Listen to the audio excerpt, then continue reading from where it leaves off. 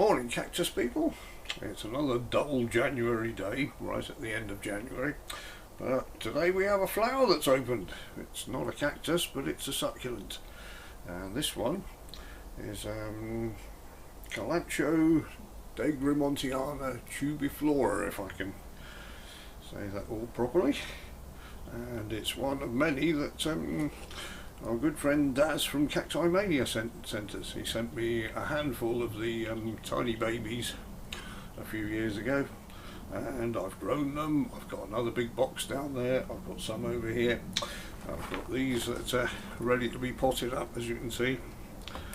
And I looked it up today and I discovered they're monocarpic.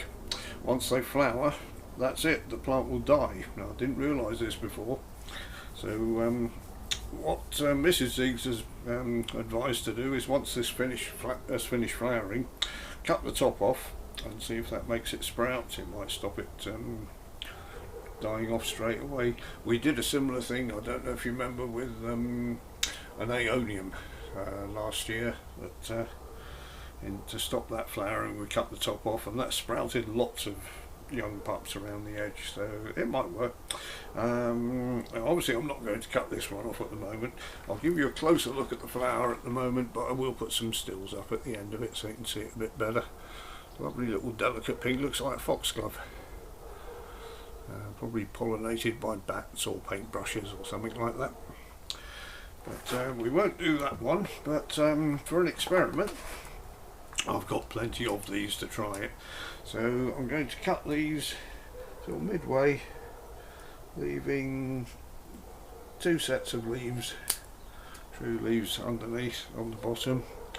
Take the tops off, 1, 2, there, and every time I do this it's going to be dropping little babies on the floor, and each one of these babies will root up and produce a new plant. So even if the plant does die, which it will once it's flowered, being monocarpic, you're not going to lose it that easily. The only thing this doesn't like is getting too cold. If it goes below -1, I think it is, it'll die. It's I think it's from Africa, and it's used to a slightly warmer climate than this, and it has become a noxious weed in a lot of the countries it was introduced into, which I read up about. So that's quite smelly. You can smell that from here, and I can't smell very well. So those, we will leave those and see what they do. We'll have a look at those another day to see if they've sprouted at the sides and produced further shoots, which I think they probably will. That lot, because I've got so many of them, I'll probably just compost these, and I will wash my hands after this, because we found this quite a toxic plant. Last year, must have been, yeah, it was last year when we had the bad frost in December, so it's just over a year ago.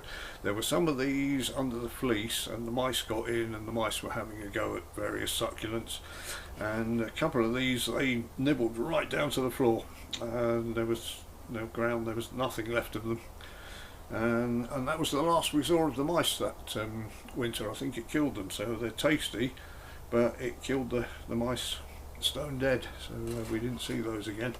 So bear that in mind if you've got small chewy things, especially tortoises. Keep them away from this. It's obviously tasty and poisonous at the same time, which is never a good combination.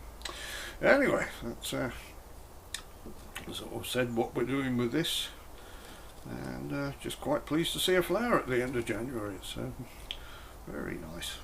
So thank you all for watching. We'll see you in the next video.